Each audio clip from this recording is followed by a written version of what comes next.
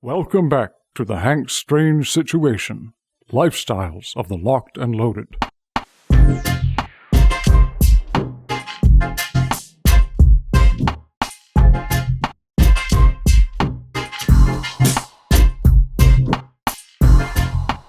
Welcome back to the channel. I'm Hank Strange. Today we have Sam Andrews of Andrews Custom Leather. We haven't done one of these in a while. This is going to be a how it's made video. Exactly what are we showing how you make it today? Well, today we're going to look at the Monarch Shoulder Holster System. You and I have reviewed it a time or two before. Yes, we've done several videos. Because of that, I am making a lot of those shoulder holsters, and it's all your fault. Yeah. Forgive me. Many of your viewers have expressed some interest in seeing how those are made. Right. And as it's now one of the most popular things that we're doing, figure we might as well do it. We'll walk you through all the steps, so if you want to, you can even make your own. Don't try it. Don't try this at home. So my understanding is this is at least 3 different parts here. I think we're talking the rig, the holster, and then a mag pouch, right? Magazine pouch. There's the holster, the harness, and the magazine pouch. So the 3 main components of the Monarch shoulder system. Okay, so what does it, just give me like a brief explanation of what you're going to be doing here before we jump into it. Well, first we're going to be cutting out the pieces, doing things like the lining and the edging, assembling it all, stitching it up, and then the final, we mold it for shape and then color them. Oh, okay. So if you're making this holster for a particular customer, about how long does it take normally? Is it hours, days? There are hours involved in the actual assembly, but as I'm never making just one at a time, right. There can be weeks between order and delivery, just depending on where we are in the production cycle. Yeah, absolutely. All right, let's jump into it. What different types of leathers are you using for this build? Well, this one we're doing in regular cowhide. Even though I make so many exotic skin things, this is still the bulk of what I do. Okay. I'm cutting the holster body out of 7/8 ounce leather and the magazine pouches out of 6/7. Okay, where do you get those from? These hides are from Wickett and Craig, which is a tannery up in Pennsylvania. It's the same family, been 140 years tanning. They just do beautiful, flawless hides. I get them from them or from a distributor in California, the Hide House. We get from both sources. Okay. But it's marvelous stuff and there's very little waste. Okay, so for all the guys out there that are looking for a place to get their leather, Wickett and Craig? Can't do better. Okay, Wickett and Craig in Pennsylvania. Right. Now, the way I cut these, because I make so many of them, I had clicker dies made, which are like a big cookie cutter for leather. Using these clicker dies makes cutting so much easier. They're consistent every time, everything fits together, really cuts down on the steps in production. This one cuts out an outline. This one for the magazine pouch not only cuts out the outline, but it puts in the center hole, holes for the snaps. Really eats up on the time required. So we'll go over here to the clicker press. Notice the similarity in names. And you place the die on the leather where you want it to cut. And as it's going to shear right down through, it allows me to look in and check for any flaws, scars, any marks on the hide itself. Now this will be a little noisy. I have to turn on the phase converter because the machine works on 3-phase and there's only single phase wired in here.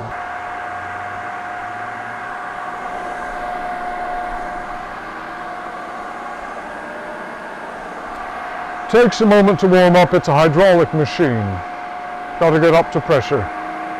Once it's up and running, you press the button simultaneously, which is a safety so you don't leave a hand down on the cutting surface. Shears through everything in one go. Perfect cuts every time. Now I'm changing for a different weight of leather for the other pieces. The magazine pouch and the belt loop for the holster.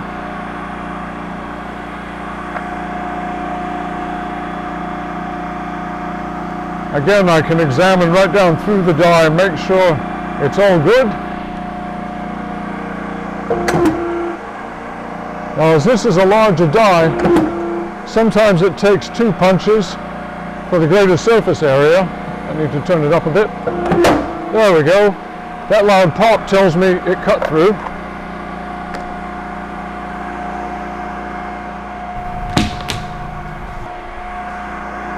Lastly, the belt loop and also mounting for the hardware.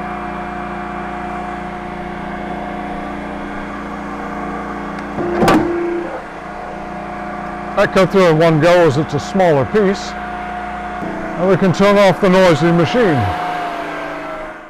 Using the cutting dies allows me to get a perfect cut each time, all consistent, all the same, so I can have my assembly minions cutting and putting things together for me to sew, and I know they're all going to fit. Won't have one larger than the other. Now we need to click out the material for the harness itself. That's a different leather than I use for the holsters on the magazines. This is a heavy garment leather. It's also cowhide, but it was processed in a different way than the other things that we use for the harder pieces. This is very malleable, and it's got a suede inside and a smooth outside. The reason that's important is the suede inside grabs onto me when I'm wearing the rig so it doesn't slide around, and having the smooth outer surface lets my cover garment slide over without bunching up and betraying its presence.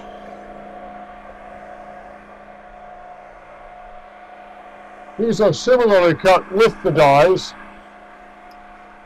The dies are long, so I've got to turn this so that the machine head will cover the entire die.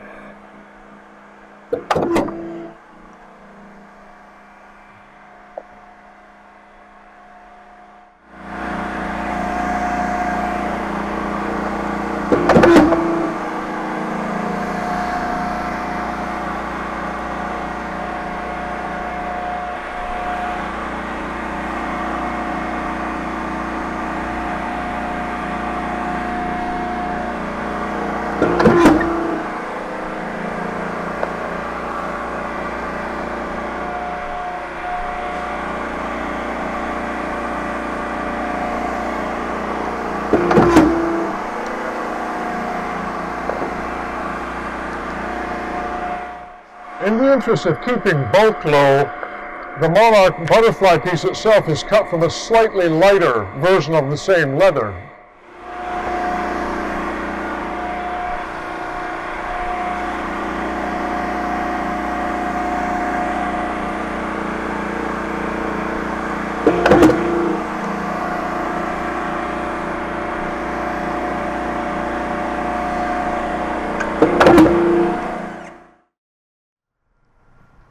These butterfly pieces for the harness, you need to cut 2 of those, as it creates a front and a back to capture the strap in between. And when you're clicking, you jigsaw the shapes together as closely as possible to waste minimal amount of material. That's another nice thing about the die cutting, is you can place them very closely as all the force is coming down directly from above. You've got the big machine to cut, the die cutter here. Right. Obviously, we've done other videos before, but just real quickly, for the folks out there that want to do this on their own, what would they do if they don't have the big machine? Oh, well, still an enormous amount of my work I end up hand cutting, because dies are expensive, and you're only going to have those made for things you're doing a lot of. And so for anything else, I have a paper pattern. I trace it in pen on the leather, and then cut it out using my carpet behind knife method, which we showed on the other videos. Once the pieces are cut, I need to mark with the paper pattern where the holes and the stitching marks go to. So I just line this up around the edge, make sure it's all even, draw in the holes that I'll need to punch, and for my stop and stop marks on the stitching, I just push with the point of the pen, and that gives me a little dimple in the leather that tells me where to start from, where to stop. Similarly with the belt loop,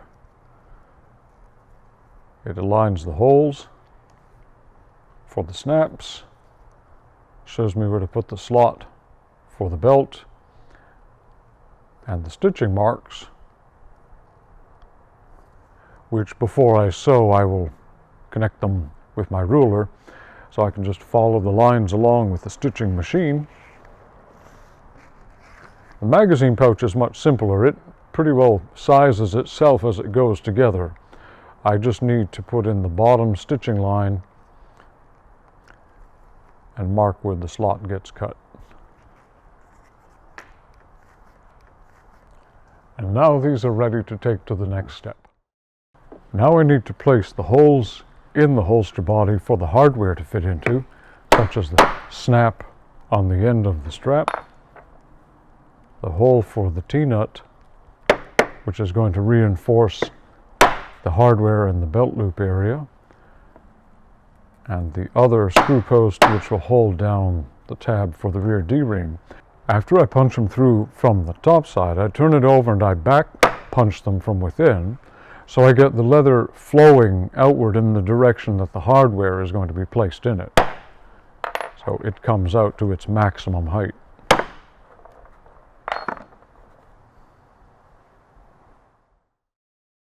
From here we've got the pieces cut out, and now it's time to assemble them. We're going to first line the holster body with the suede and do the edging on the magazine pouch and the belt loop.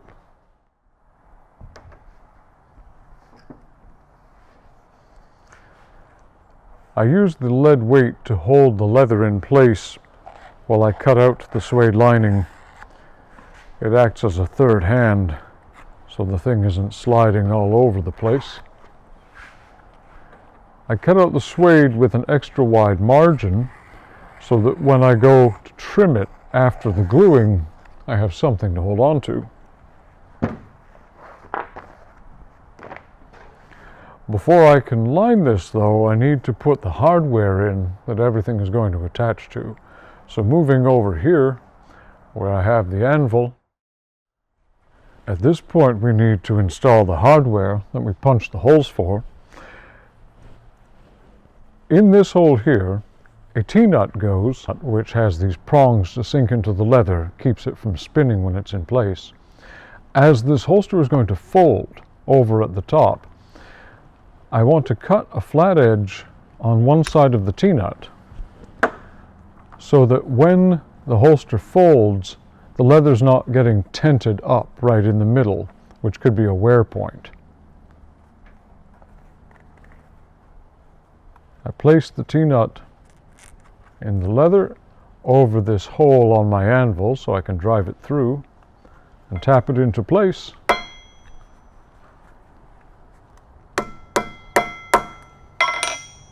Now this will hold and it won't spin when we tighten the screw. The other hardware that I need to adjust is the base for the snap. It's fully rounded. I nip off a little piece on one side to flatten. Since on a 1911 being carried cocked and locked, the thumb safety is in the upper on position, I cut this little divot out of the end of the strap so that when it's in place, it creates a hollow that will not push the safety off.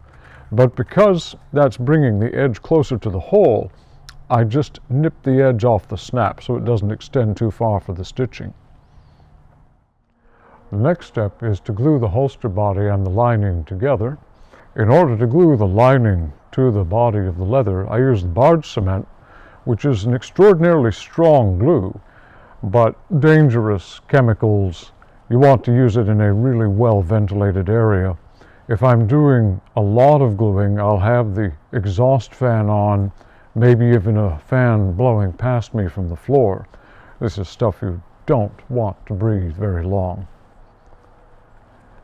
I always stroke it outward from the center when I'm getting to the edges, because if I came inward, it could peel off glue and put it on the edge, and that would interfere with edging and slicking later on. We get a nice even coat all over.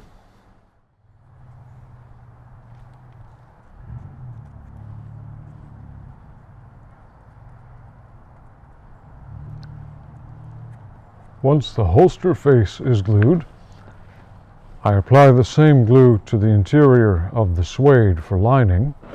This is a contact cement and bonds best to itself, so having it on both surfaces in a nice even coat gives you an incredibly strong bond. In fact, when I've had to take pieces apart because they were misaligned, the leather usually tears before the glue apart, so I know it's going to hold for a long, long time.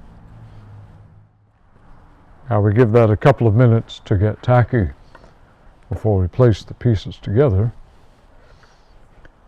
The hardware that goes in the holster is the snap post on the end of the thumb brake strap, and I've aligned that little flat place with the edge of the divot so I can actually sew around it, and a screw post here in the tailpiece where it's going to hold the rear D-ring once everything is assembled. On these unlined parts, which I'll work with while the glue is getting tacky, I first take my straight edge and I connect the stitching marks on the belt loop. After which, everything that's not going to be sewn needs a groove line, which both acts as a stitching guide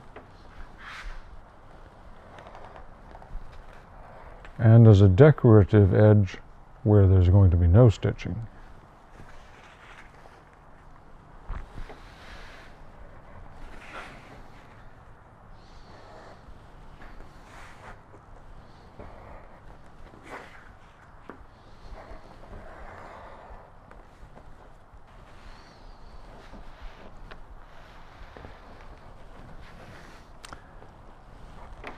When I try to teach people these methods, one of the hardest things they deal with is the grooving.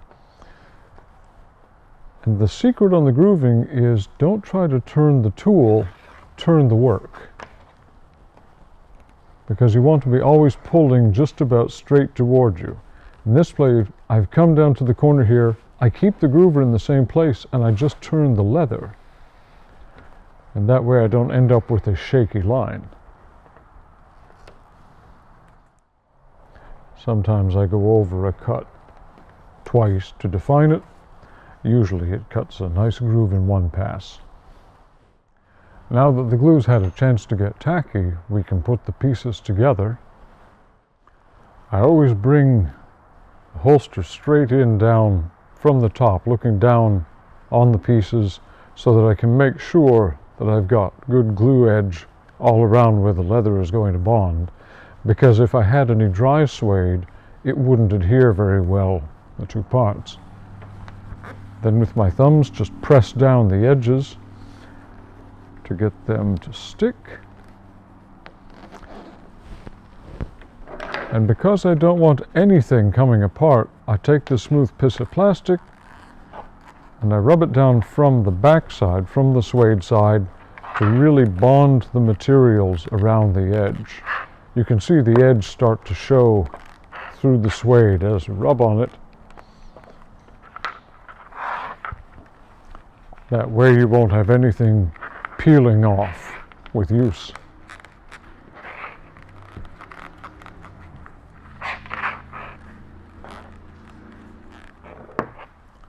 And now we've got lining. At this point we need to trim off the lining even with the body of the holster. I put it off the edge of the table so my blade can pass through. I put my lead here to just stabilize it and keep it in place. I slightly pull the suede out to make it taut and just follow the edge of the leather around with the side of my knife.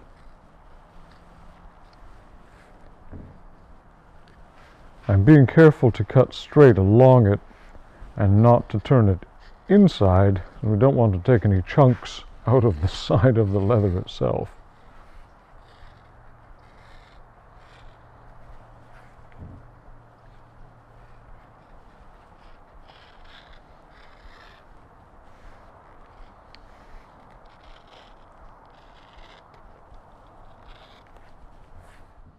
If in the trimming you come to a tough place where you can't just push the blade forward, use a slight slicing motion, and that will usually get through the obstruction.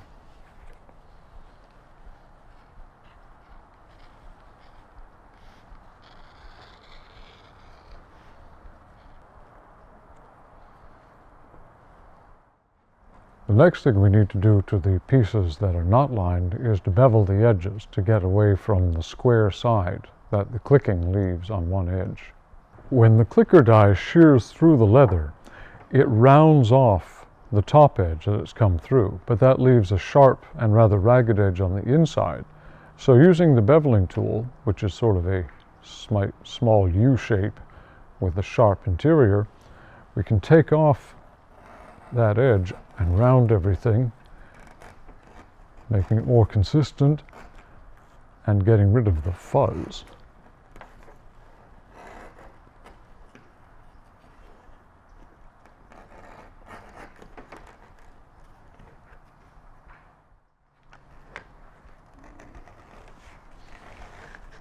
This is another area where turning the work rather than the tool is helpful, because you're usually pushing straight away from yourself with the beveler. Anytime you break your wrist and try to go at an awkward angle, you lose control. So I try as often as possible to just cut in a line straight away from myself and turn the work to follow.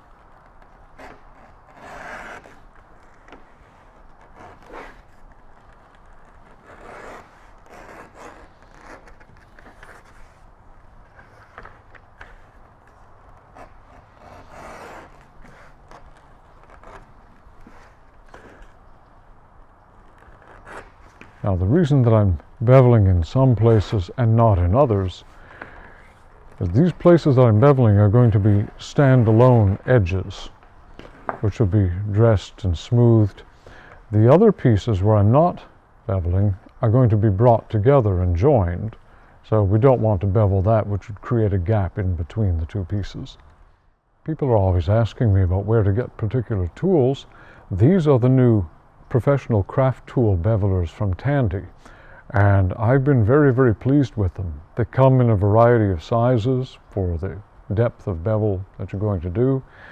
They're very, very sharp. They've got a nice angle to work with, and they get into corners much better than the old V-style bevelers. The next step is to slick the edge where we've beveled it to get that nice rounded, smooth surface. So I dampen it with water. And first I use the arbor on this slicking machine to get all the fibers laying in one direction. I'll go over it and slick it by hand afterward to get the really tight mirror polish on it. But this is a great time saver, especially when you're doing 50 or 100 of something. Every minute you save really counts.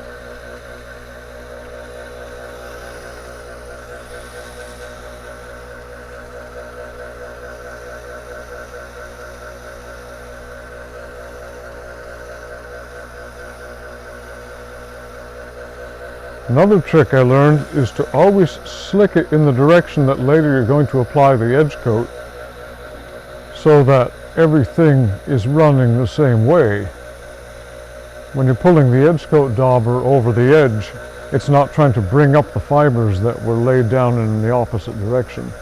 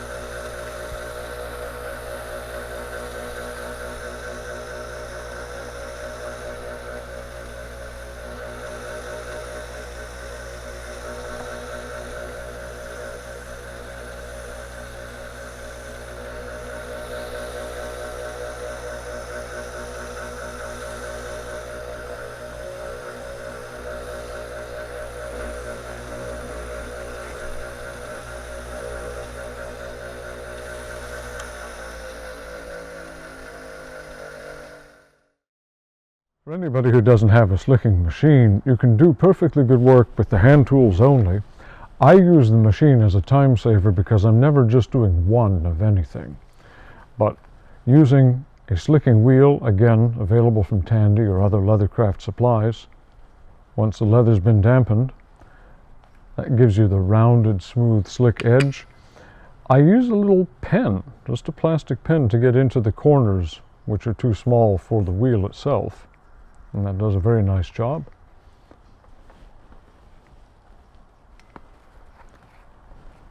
This is still damp enough so I don't need to apply more water from when we were using it on the machine. And I check it with my thumb. I'm looking for that glassy, smooth edge. It's all done by feel. And then in the tight little inside spaces, by angling the pen, I can get that same rounding.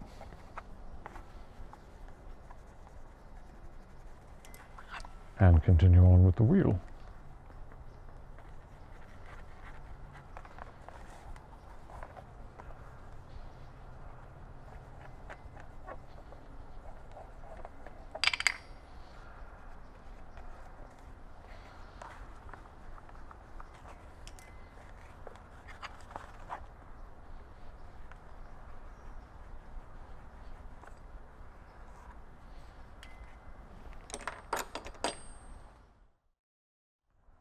Now that we have the slicking accomplished, we need to put on the maker's mark and punch some extra holes using these tools.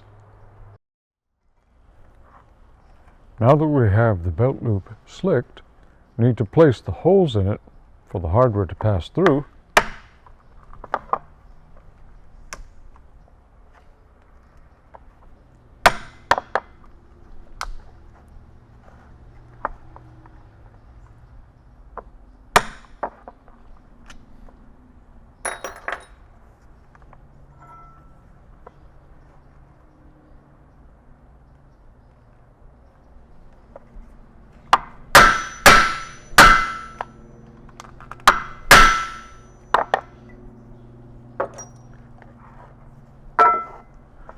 Now that we have all the holes in there, the maker's mark goes on, slightly dampening the leather so that it will take a deep impression. I use this stamp which has the name reversed.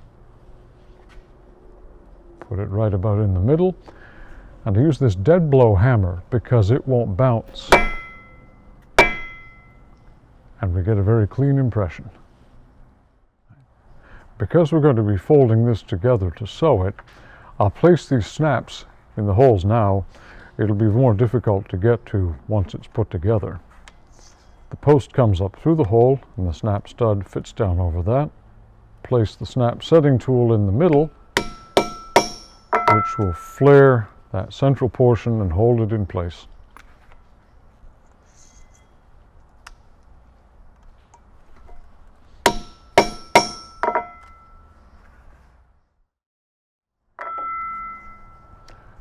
Now that we have all the holes placed, the maker's mark on, time to attach the belt loop to the holster body and prepare for stitching.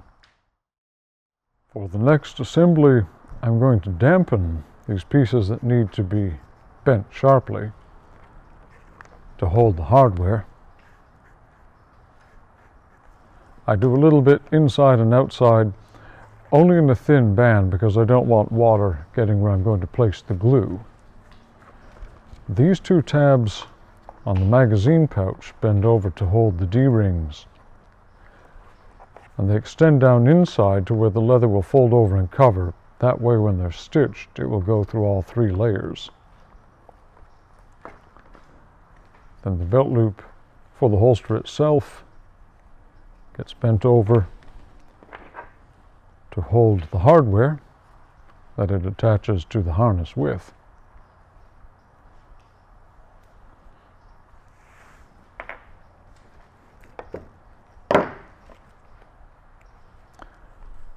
Little bit of glue, keep it in place. And I'm also going to attach the thumb brake stiffener, which is this piece of stainless steel. I will go in there, That way when the thumb pushes on the thumb brake, you don't get the leather flex. The steel helps the snap to break all in one motion.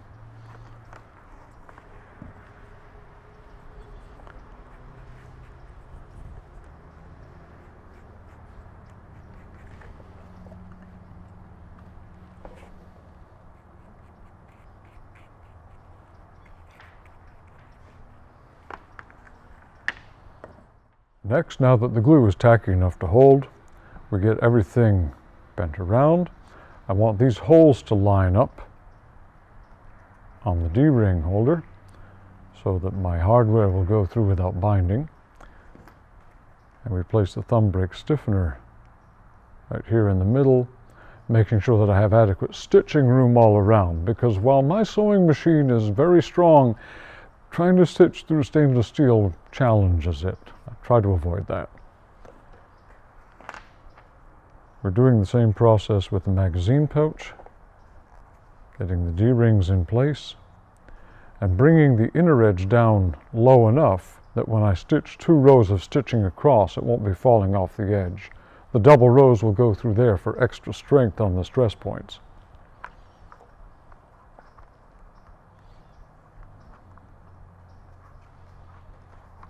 Just press down to get them really holding. Now on this magazine pouch, it's designed to be bent in half. So again, I'm putting a little water where I want the leather softened in order to bend without cracking. Getting these edges lined up. Just give it a squeeze and a little wiggle. And now it will hold in position. Whoops. This glue was not cooperating here. Press it a little harder. There. Now it's staying.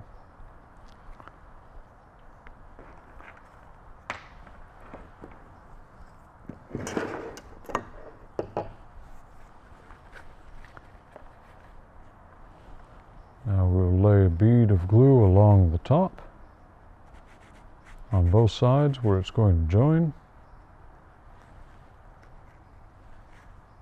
and along the bottom edge.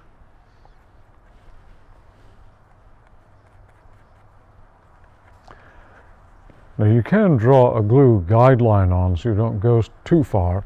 I've done this 10 million times, and so I'm very comfortable just doing it by eye. But you don't want the glue to extend down in where the magazines are going to run, because that makes them rather hard to withdraw. On the holster itself, before I can set this on and glue it in place for stitching, I need to get a hole for my thumb brake snap, because that's rather important. Keeps the gun in place. So I place this on with the hardware lining up in the hole, and using a pencil, because I don't want to leave noticeable marks, I trace around to give me a glue guide, and I angle the pencil so that the mark goes underneath. You don't want any guidelines showing on top of the finished product. I then just connect these dots here. This is the area the belt is going to run up through, so we certainly don't want any glue there, just around the outer edge.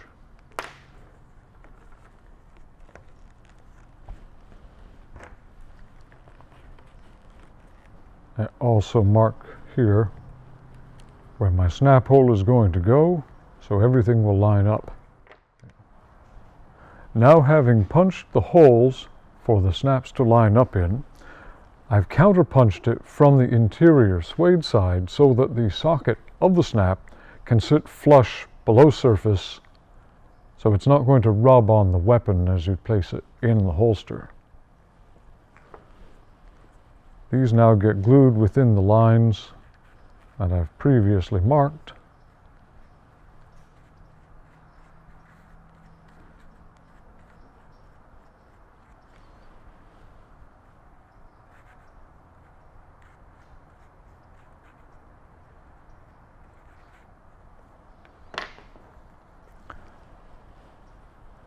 I don't know if you can see the guidelines on the holster. They're very faint pencil lines. As I said, I don't want them showing, but they're easy enough to detect and keep the glue within the lines, very much like kindergarten art class. Stay within the lines.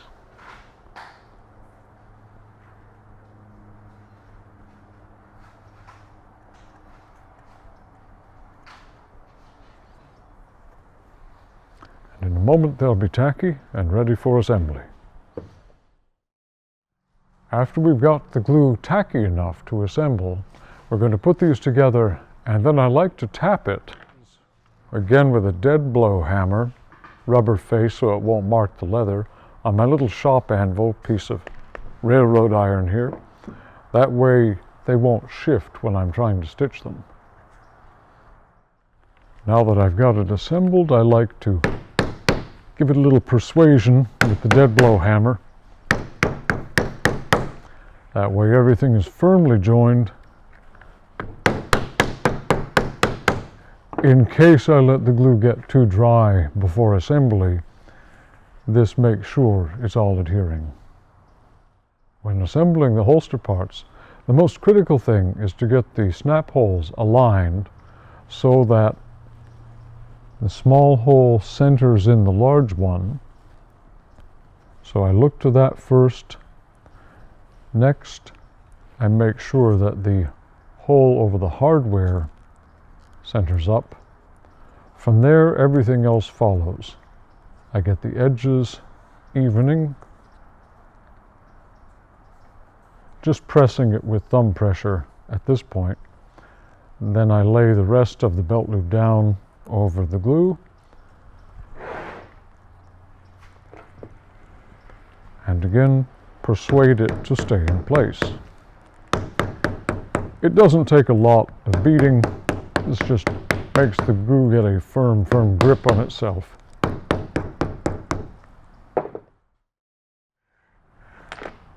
Now, as a further guide for the stitching, I'm going to connect the grooves that I previously began around the edges. This not only helps me keep a consistent width from the edge with my stitching, but it creates a little trough for the stitches to sit down in so they're not humped up over the surface of the leather. Earlier, when marking on the holster itself, we put the stop and the start marks for the stitching on there. This tells me where to begin the groove, carry it around all the edges to be stitched.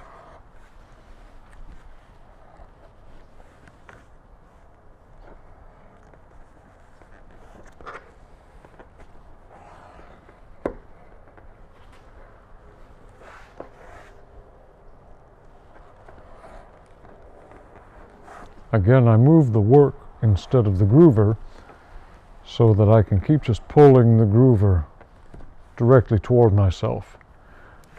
Gives a lot more control. Now we're going to stitch these things on my old Landis number 16 harness maker. It was built in the early part of the 20th century as a harness saddlery machine, and for me there's no modern machines that can stitch as well. It has an awl that makes the hole in the leather from above. The needle comes up through the pre-made hole from below and catches the thread in the hook on the end of it to take it down and lock the stitch. This can do amazingly thick and heavy leather. Basically, if you can fit it under the presser foot, you can sew it. So, much more able than most modern machines on the very heavy materials.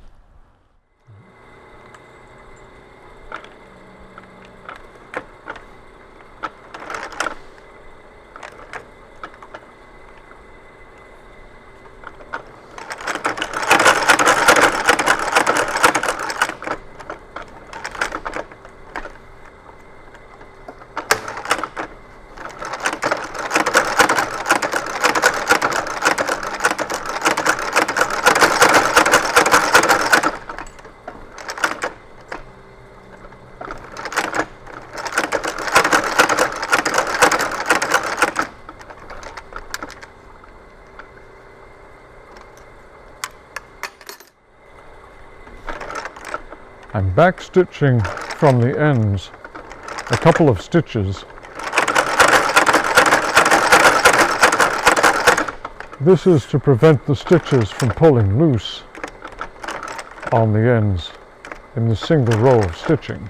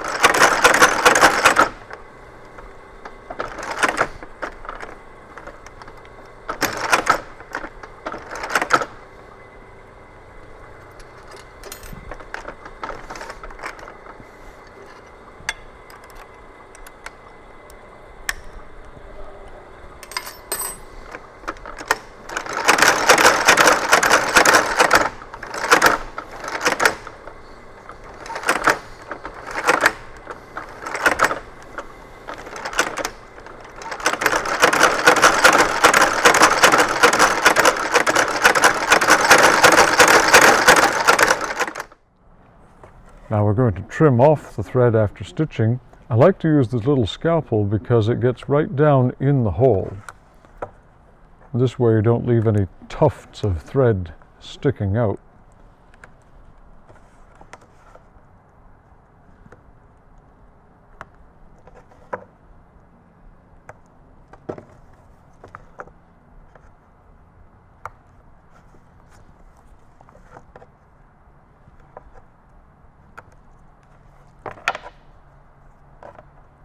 On the inside, I'll just take it off flush because it's all going to get flattened and glued together.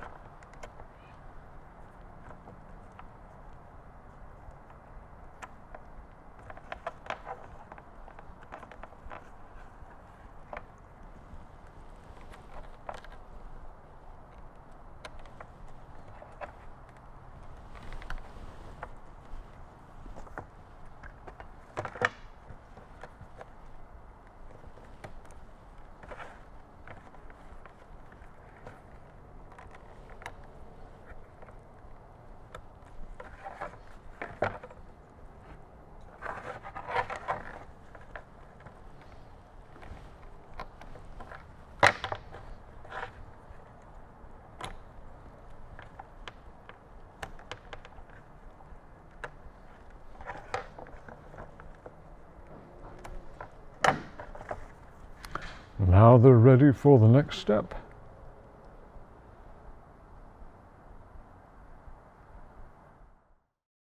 Now we're going to sand the edges where more than one layer has been put together and get it all true and even before beveling.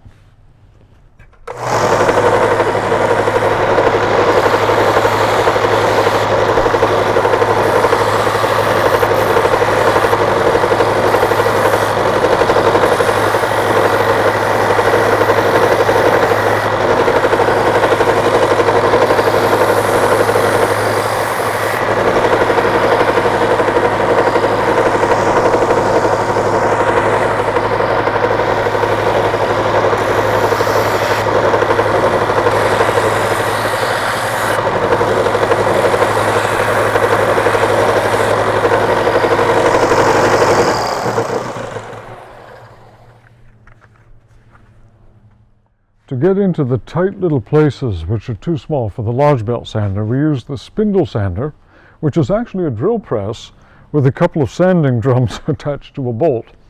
Crude, but it works.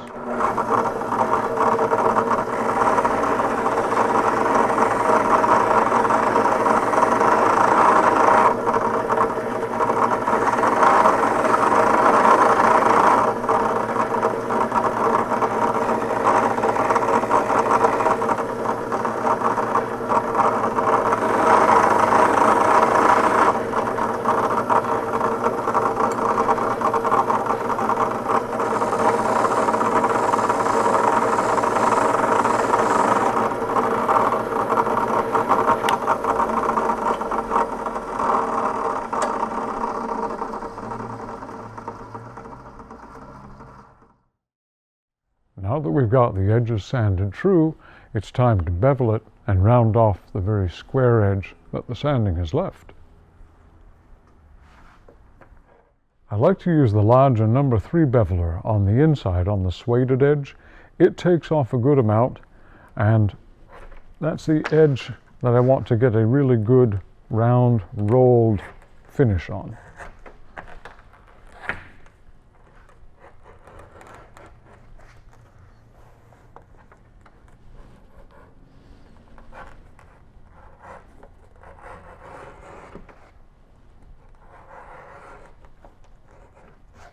I'm having to do this on the edge of the table because the hardware is going to make this wobble if I try to do it flat.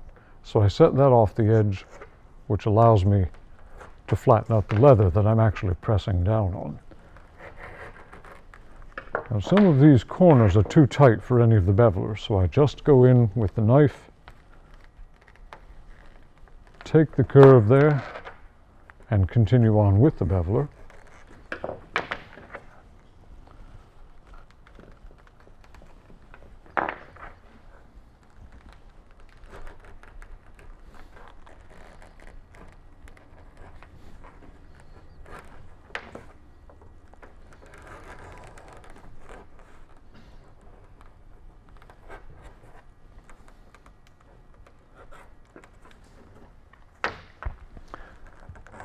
Sometimes I'll come back and do a slightly flatter angle in case there's a ridge. I can feel a little ridge, square ridge there. This gets off just a bit more leather because we want that nice rounded edge. On the outside, on the hard, smooth leather side, I'll use a smaller, either number 1 or number 2 beveler. This doesn't take off too much, and on this outer edge, I don't need more than just a slight breaking of the square cross-section, and then when slicked together they make a nice rounded hole.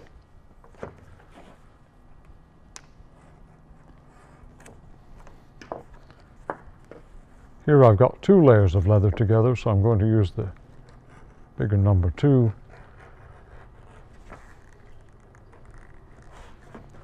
And as with all beveling, I try to turn the work and not the tool itself to get a greater control. Again, you have to do gentle knife work in those tight corners, as the beveler has these extensions, these tines or feet, which will dig into the leather if you try to take it into too sharp a turn.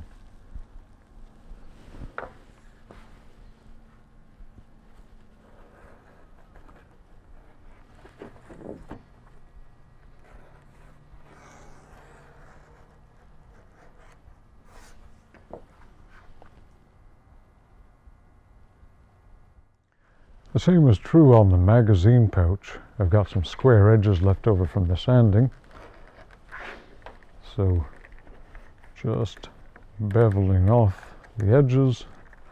I don't have to do a very deep or heavy cut, as this leather is somewhat thinner than the holster leather.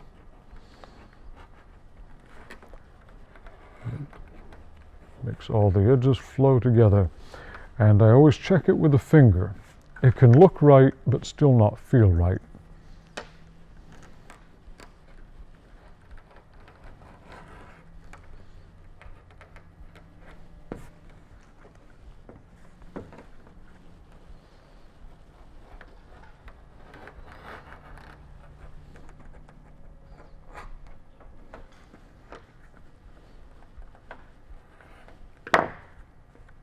There, nicely rounded both sides. Now that we've got the edges all sanded and beveled, time to slick them and get that high polish hard edge on it. As with the slicking earlier, the edge needs to be wet.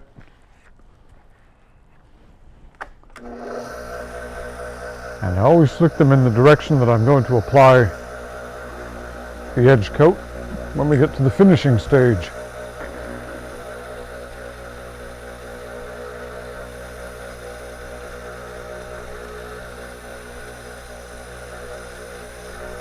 And I always do the finger check.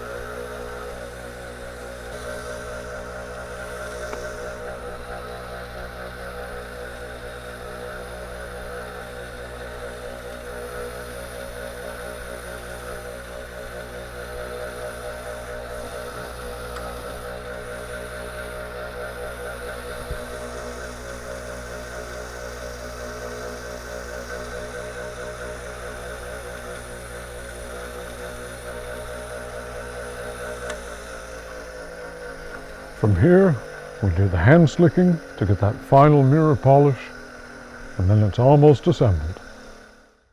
To do the hand slicking, I dampen the leather again. I don't want it too wet, but it can't be dry.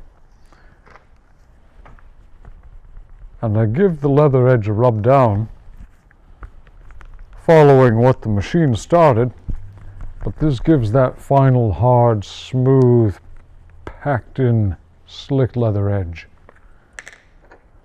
The round wooden handle of any of the tools makes a dandy slicker.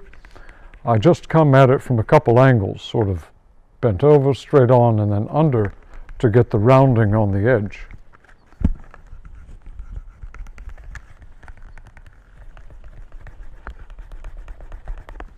Now, sometimes when you do hard slicking, you'll mushroom the edge a bit. It'll create a raised ridge. To get rid of that, again, I just use the smooth piece of plastic. I just press it down firmly against the table, and that gets rid of any ridge which may have been raised by the action of the slicking. I continue the same process with the holster.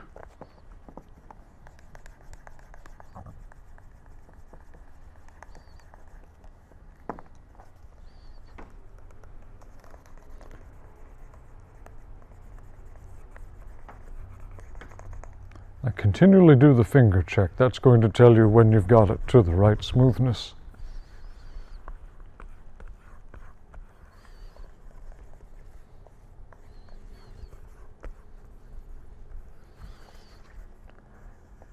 I know it may look like I'm just rubbing back and forth, but really I'm applying the pressure more in one direction than the other, because I want to keep the flow, the fibers laying down, all going in the same direction that later I'm going to apply the edge coat.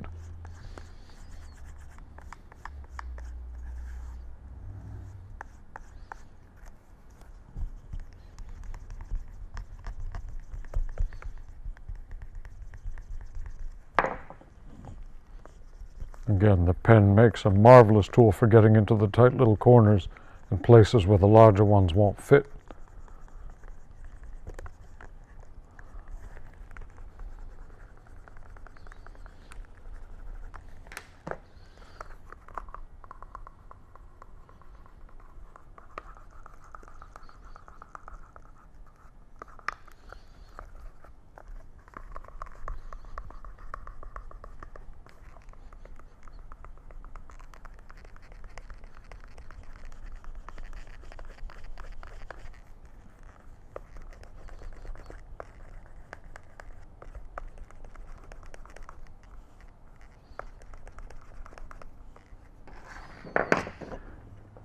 And I can feel that I mushroomed that edge just a little bit.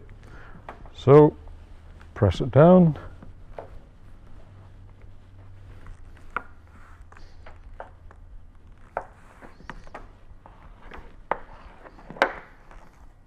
I don't know if it's visible on video, but the really polished edge takes on almost a shine. It reflects the light a bit. That's why we call it a mirror polish.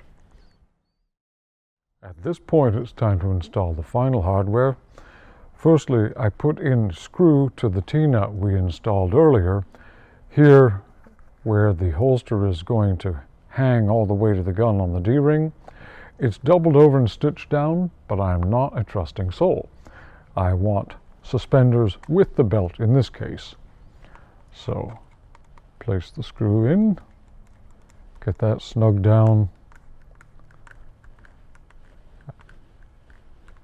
and now the holster will break before that will come apart. Now to install the snaps for the thumb brake system, first to put the stud over the post, tap it firmly into place. I tried to spin it. If I can't spin the snap, I know it's firmly set. The socket goes in next, and as this is a directional snap, it's got a little lip on that inner edge. That has to be positioned so it faces in towards the pocket where the gun is going, because it's preventing opening from the inside. I use this awl to pry it in, make sure it's really set down tightly in. Get the snap stud in there.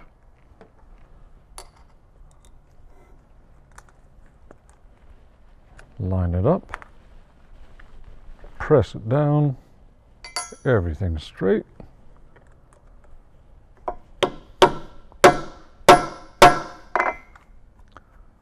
Now that's set and in position. There's a little lip or foot that comes off the bottom of the snap that's pushed into the leather on the top, so this will not spin. It keeps its position.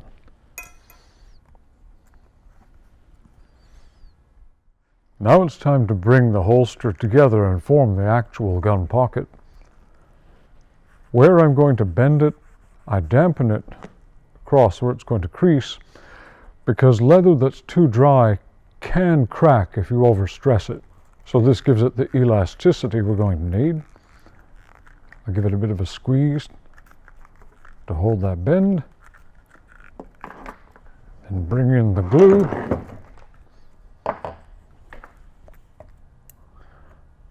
Again, you can write a guideline in for where the glue goes, but I've just done so many of these. It's easier just to draw the shape in with the glue and do it by eye.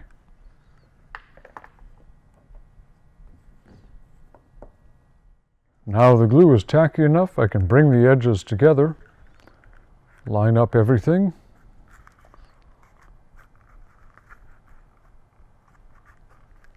and get it all set for final stitching. And to make sure it stays in place, a little extra persuasion. Now for stitching, I first want to make my groove along the edge. Once that's there, I can put on this guide trace I made, which I align with the edge, and that shows me exactly where the stitches need to go on the face of it. Trace it out with the pen, and then I will stitch right over the pen line to close the holster up. Now we have one final stitching operation, and the holster will all be assembled.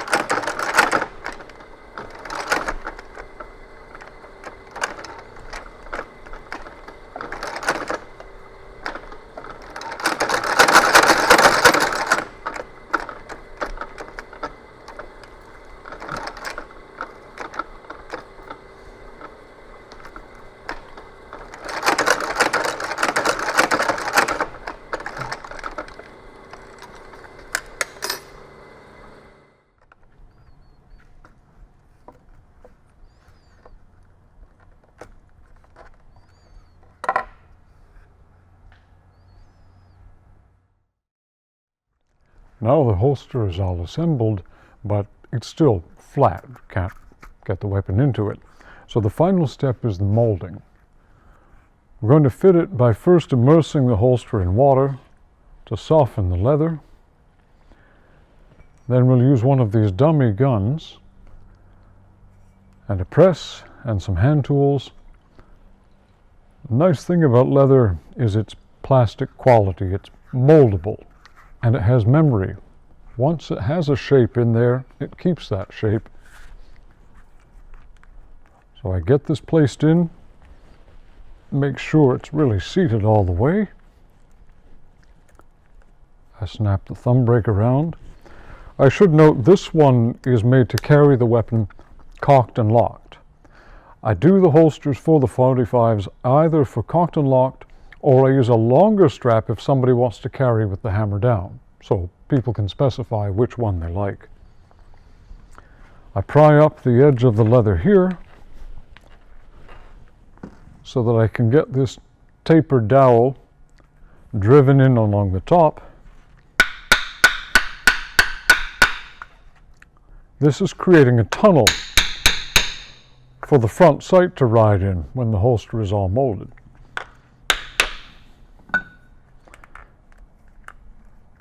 Now that the mold is in place, the dowel's in for the sight track, I can place it in the press.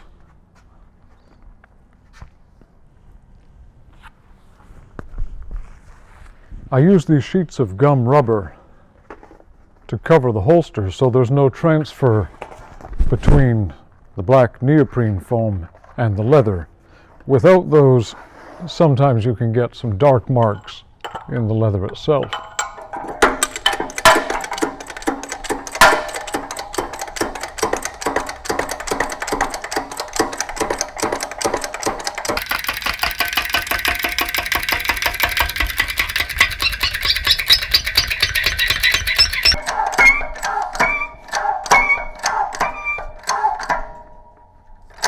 From years of doing it, I've just found out from the pressure I'm feeling on the handle when it's about at the right depth. Now I'm going to leave it in there for a few minutes and let the leather really form around the gun dummy, at which point I'll take it out and do the final molding.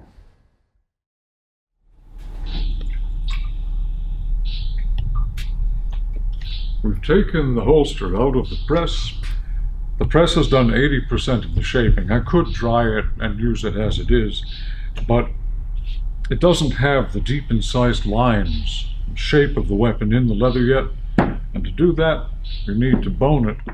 First, I want to put in this wedge to create the sight tunnel, and apply it with the wax stick.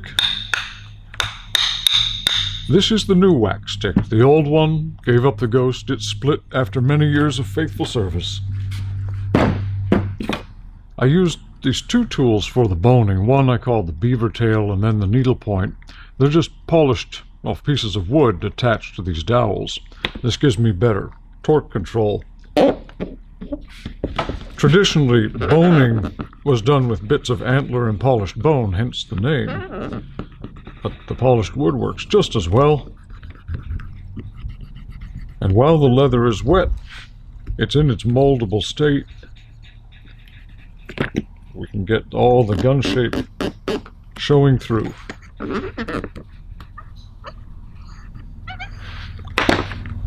And when it dries, it will have a perfect fit.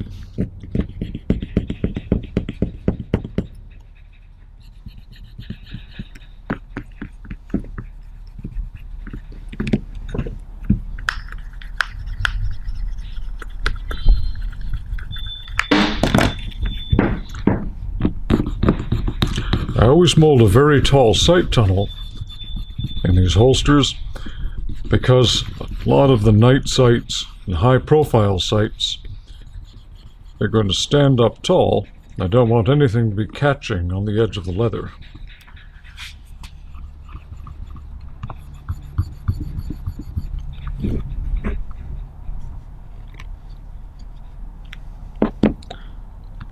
I detail the ejection port. But when I take the gun dummy out of the leather, I like to reach in my finger and push the leather back up a little bit I don't want it molded down so hard that it creates a lock that makes the gun difficult to withdraw. That's especially true with Glocks and SIGs, which have very, very sharp edges to the ejection port. Not so much the 1911, but it's just a good practice with any of the weapons.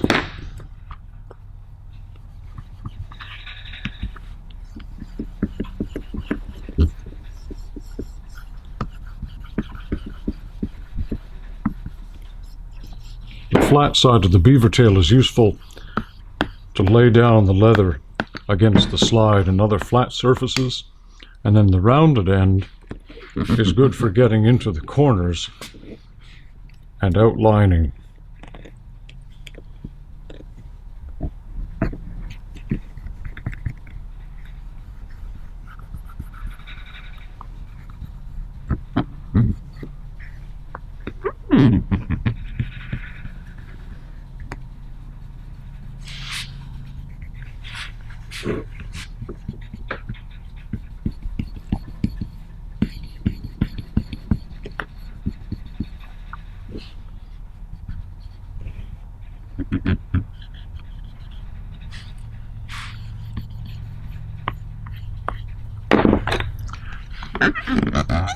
The needlepoint one helps me highlight the lines and make them more precise.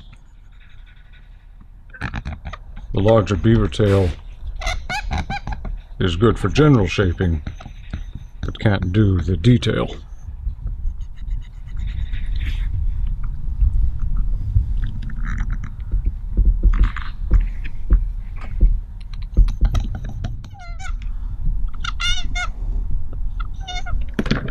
And the flat side of it also works well as an eraser to get rid of extra tool marks, which you don't want to leave.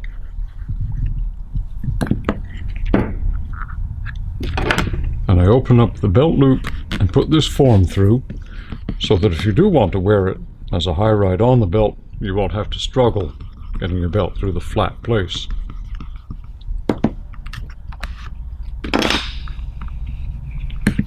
Lastly, I bend over this tab, which is going to hold the D-ring on the back of the holster. And just open up this area where the tension retainer is going to go. It makes it easier to install.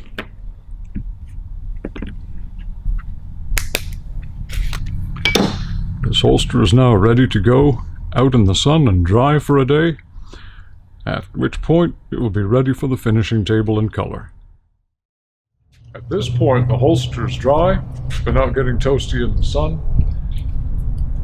Before I put on the oil finish for color, I want to put on the edge coat, which is a flexible enamel sealer that keeps the edge nice and hard and tight, doesn't let the fibers come up with use. I apply it with the dauber, and if you remember, I emphasized always slicking in one direction. That was so when I go to put on the edge coat, and I draw the dauber across it, all the fibers are laying down in that direction, and I'm not pulling them back up with this. I use a shell as a spacer to keep the wet edges apart so it doesn't mark the lining or anywhere I don't want the edge coat to be.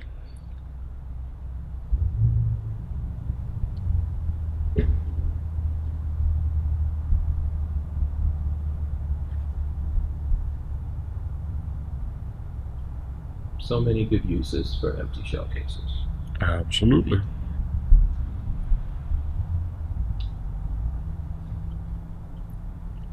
You don't want this dauber to be too wet, just basically damp with the edge coat for control, because you don't want it gobbing up or running.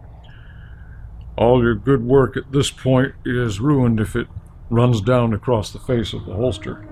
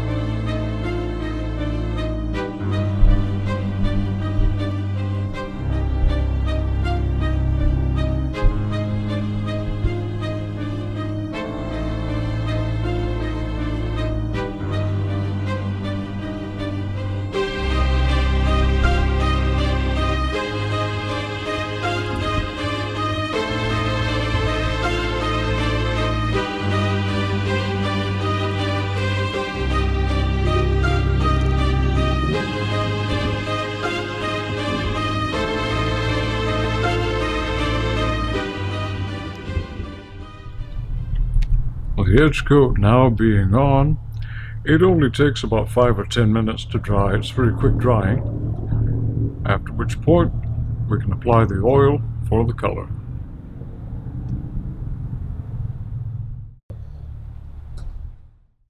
On the magazine pouch, I'm doing a little touch-up where the edge coat was slightly thin. It's better to put on 2 light coats than try to do it too heavy all in one. As I say, there's a danger of it running and getting out of control.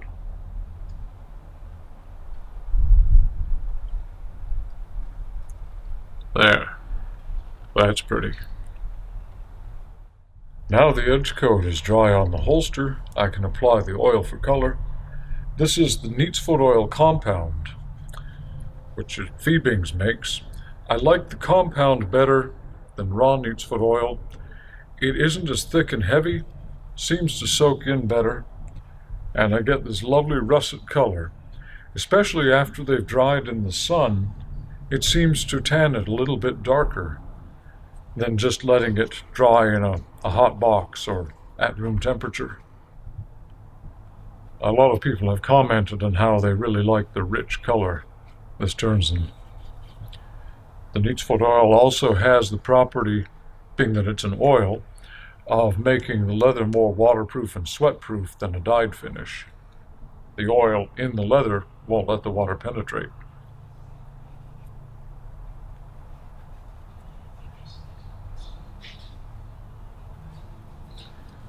That's one good starting coat. I'll let that dry in, and it may take several more coats over time before the color stays the same. This is actually going to lighten up a great deal just from a first coat. So we'll apply more, get it to the right color, and then we'll spray on the final finish. The magazine pouch as well gets its dose of oil. And it's important to make them match when you're doing a set that's going to be used together. That's why it's best to finish them at the same time so you can get the shades to the same color. Because having a really light holster and a dark pouch would look awkward.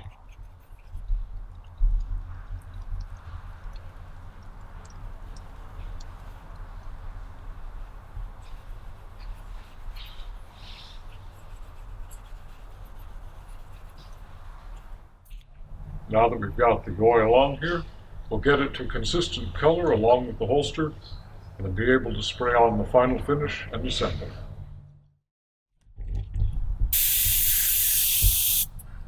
Now I'm ready to apply the final finish. I use the acrylic Resin. It dries very clearly, waterproofs, and gives it a soft shine. It's a great finish. And by applying it with an airbrush, I don't end up with these streaks and lines that a physical brush or a dauber would do. Plus, I find the daubers shed tiny little wool bits which get stuck in the finish, and that doesn't really enhance anything. Again, with this, I like to do a lighter coat and then wait and see. Maybe I shoot a little more on. If I shoot too much, it starts to pool up and run. So less is more, better to do it in 2 applications. Now that all the pieces are made, dried, and finished, we'll go for the final assembly and attach it to the harness so we can actually wear it.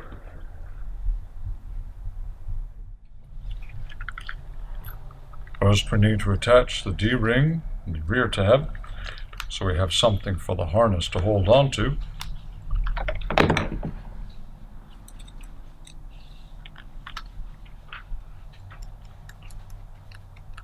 Get that screw snug down good and tightly so it won't come loose.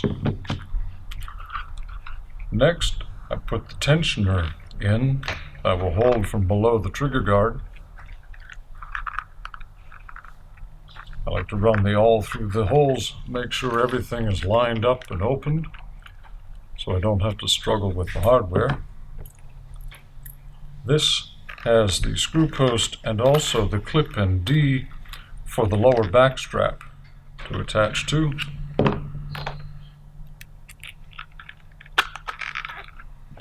It's sometimes tricky getting the first threads to catch on that. Get to fool with the angles as I'm sort of doing it blind. Ah, there we go.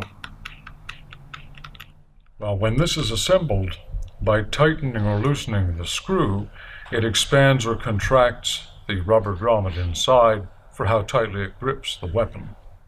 Now that we have all the harness pieces on to attach, we can make the harness go on. I use these aluminum screw posts, known as Chicago screws, for the adjustment. I like the aluminum because it's inert. Unlike brass, it's not going to get that green goo on it from sweat and storage. They're very strong and they lay flat.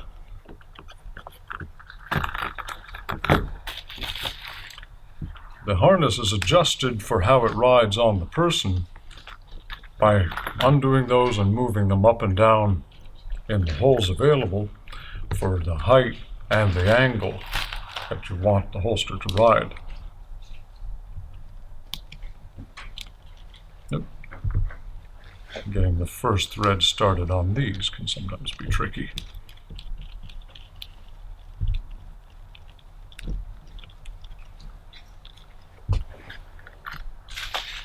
The magazine pouch attaches in the same way through the D-ring and back up behind.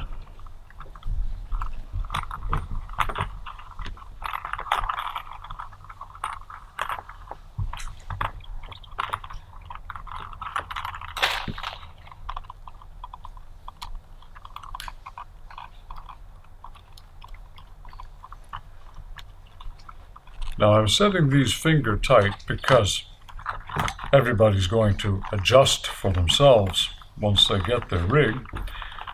Once you've found perfect adjustment where it's very, very comfortable, it's not a bad idea to put some thread locker in these.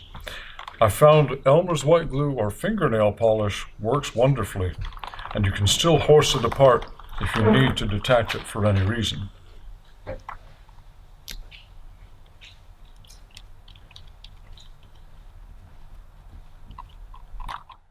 The last piece to put on is the lower back strap.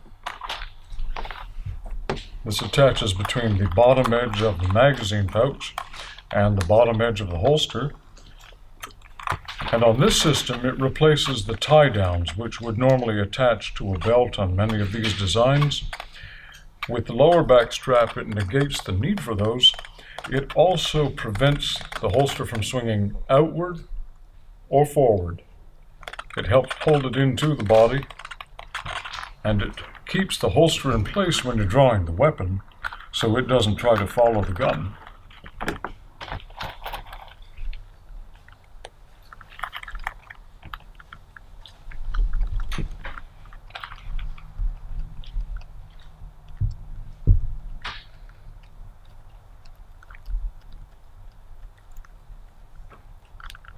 Now this Monarch rig is fully assembled, and I'll ask Hank if he won't help me model the finished product. Now that we have the rig all assembled and together, I've asked Hank to be my model here and demonstrate how it carries. Yeah, so I'm a little bit of a plus size model, but happy to do it. You know, got to represent for the plus size models out there. It's got a lot of adjustments. Yeah, yeah. So it feels good. It's hot off the presses or the hands, so to speak. Yep, it distributes the weight. It doesn't bind you in any place. Right. When you move around, you have freedom of movement. It's moving with me. This is me doing it. Turn around and show people your vulnerable side. Yeah. With the lower back strap, lean forward. Nothing moves. Right. Locks up, keeps in place. It's like a vest closed on three sides. Right. Now we're using my aluminum dummy gun for the demo since you sweep a wide area with a cross draw. So what would be the adjustment points on this holster for someone once they get it in the mail? Well, once you get it, put it on, and it really helps you to have another person there to help you with the doing and undoing. You just need to move them up or down in the holes, move the screw binders, until it feels comfortable. It's not choking up in the armpit, and it's presented far enough forward that your hand will fall naturally on the weapon. You don't want to be groping. Right. Yeah, you can easily just go there and get it out. Right. Okay. And basically, you work it until it's comfortable. Yeah, and I noticed that, you know, the gun's not going to fall out of there without the strap either. That's the tensioner under the trigger guard. Okay. It's the belt and suspenders method. Yeah. Because if something ever hit the thumb brake accidentally and opened it, your gun is still there until you pull on it. Yeah. And you can adjust how tightly you want it. And I noticed the minute I put my thumb there, it's easy It's to, open. which is supposed to do, so that you do that. Exactly. You can get that release. You've got to practice this, I know. So there's, you know, let's see how good I am here. So you go in, pull it out, right? Yeah. Right. So hit now, the thumb brake, pull against the tensioner. right. So and you said when you put it back in, make sure you've got it all the way in. It all the way in. Put this over, start from the edge, lock it in. You got And it. so on the drawer, you want to go in with your thumb and just move that. Hit the thumb. But don't lock your thumb in there. Right. And then pull it It out. makes an easy withdrawal if you don't hold the thumb down on the snap. Just like with any holster, you want to practice what you're doing, how to get it back in and look smooth doing it. Looking you want to be cool is half the smooth. battle. Yes. Yeah, so There you go. Right. Okay. And now we've deployed our deadly aluminum. We're dangerous. Right. Very good. I know there's a lot. This is probably one of your more complicated rigs because it's got so many There's a lot different more parts. steps that go into this than in the other ones that we demonstrated how to make, which are simple standalone holsters. Right. Exactly. This is more of a system than a single holster.